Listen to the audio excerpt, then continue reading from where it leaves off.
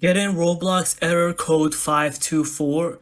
That's the "you don't have permission to join" issue. Let's fix it step by step so you can get back in the game.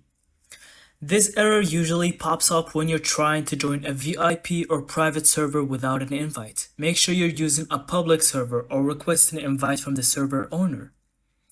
Go to your Roblox settings, account, then privacy.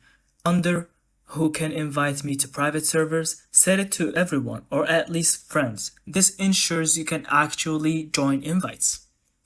Also, sometimes the client itself causes problems. Clear the Roblox cache from your PC or mobile, restart the app, and make sure you're running the latest version. If your account is under 13 or has parental controls, you might be blocked from search servers. Adjust these settings if possible. Also, a weak connection can also trigger the error.